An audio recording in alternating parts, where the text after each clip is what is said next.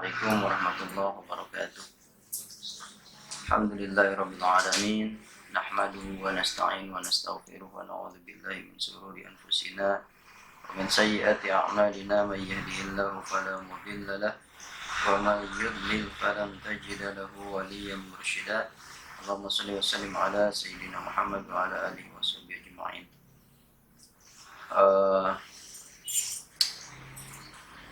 Sapa pagi kali ini melanjutkan hadis yang sudah kita bahas di hari sebelumnya. Hari ini hadis ke-7, yaitu tentang mempererat tali silaturahmi. Kalau hadis sebelumnya kemarin berbicara tentang etika berbisik, sampai kemudian Rasulullah menggambarkan idza kuntum salasa fala yatanajasnani dunal akhar hatta takhtalisu binnas min ajli anna dzalika yuhzinu. Apabila kalian bertiga, janganlah kalian berbisik berdua saja tanpa melibatkan yang satunya, karena yang demikian itu sampai kemudian kalian bercampur dengan atau datang yang lainnya, dan kemudian ada lebih dari 3 baru kemudian mungkin bisa berbisik. Jadi etika ini menjadi rambu-rambu bagi kita. Dan kemudian hadis berikutnya tentang mempererat tali silaturahim atau mempererat tali silaturahim. Hadisnya, man ahabba an yubsata lahu fi rizqihi wa an yunsa'a lahu fi atharihi falyasil rahimah. Rawahul Bukhari.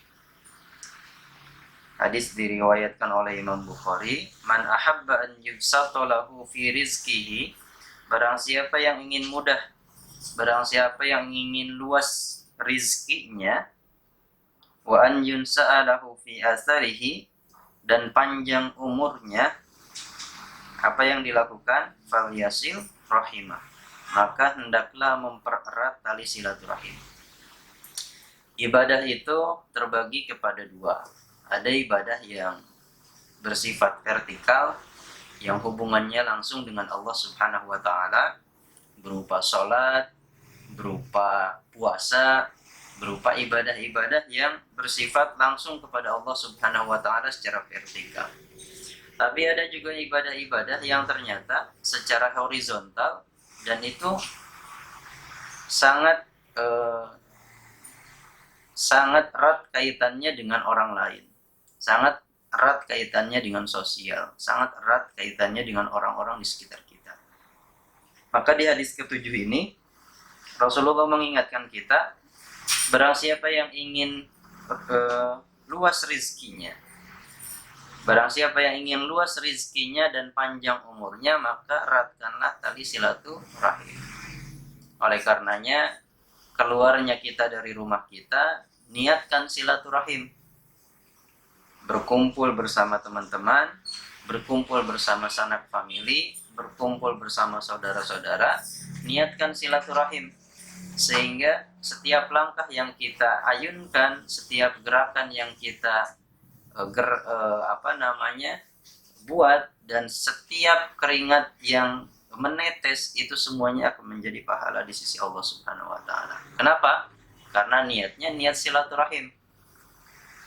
Dan kalau ucapan Rasulullah itu bukan hanya sekedar ucapan, ya, artinya bahwa ketika Rasulullah menjanjikan bisa menaklukkan kota Konstantinopel pada saat perang Ahzab, dan itu ternyata terjadi. Artinya apa yang kemudian Rasulullah sampaikan, bahwa siapa yang ingin rizkinya luas, maka silaturahim. Bagaimana kemudian seseorang bisa mendapatkan rizki sementara dia misalkan diam di rumah aja? Nah, ini juga kondisi yang kalau dikaitkan dengan saat ini, makanya saat ini perekonomian sedang lesu karena posisi orang-orang banyak di rumah, ya. banyak di rumah, silaturahimnya kurang, sehingga apa yang terjadi? Rizkinya juga sulit, terus kemudian usianya juga pendek. Makan, minum, tidur, makan, minum, tidur, makan, minum, tidur. Akhirnya obesitas, gemukan. Ya, banyak merasakan tuh di rumah terus, jadinya satu bulan oke lah, nggak ada masalah.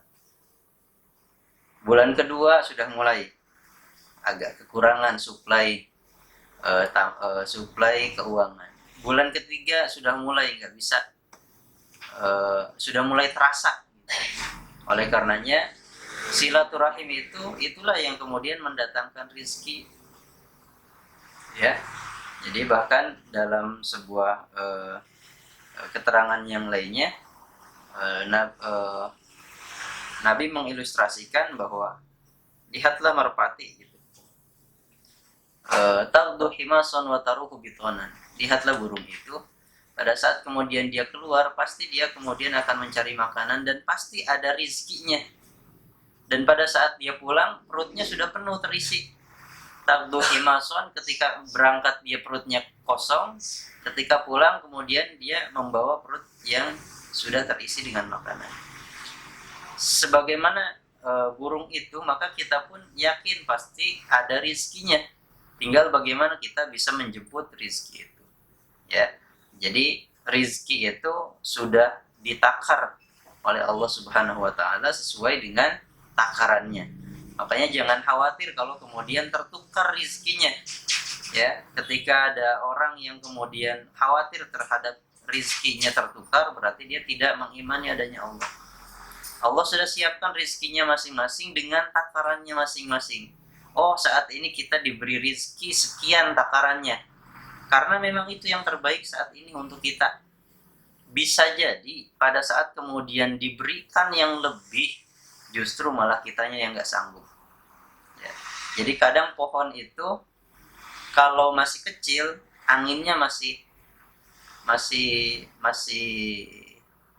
ringan, anginnya juga nggak besar.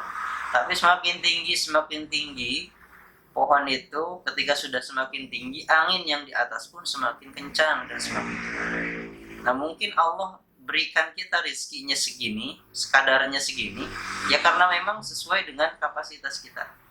Maka kita bersyukur atas nikmat Allah, bahwa Allah sudah memberikan rizki sampai saat ini. Allah sudah memberikan umur dan usia sampai kemudian hari ini kita bisa menghirup. Itu wasilahnya melalui silaturahim yang kita jalin.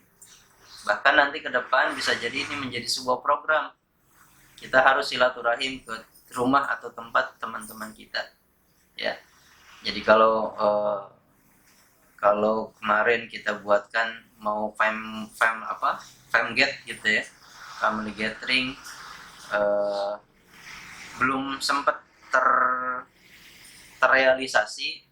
Jadi baru kitanya aja, belum ngajak keluarganya. Mudah-mudahan nanti silaturahim kita bisa lebih kenal lagi siapa keluarganya, kemudian tinggalnya di mana, terus kemudian anaknya berapa, terus kemudian apa yang kemudian bisa dikenal lebih dalam, kenal lebih jauh, ya.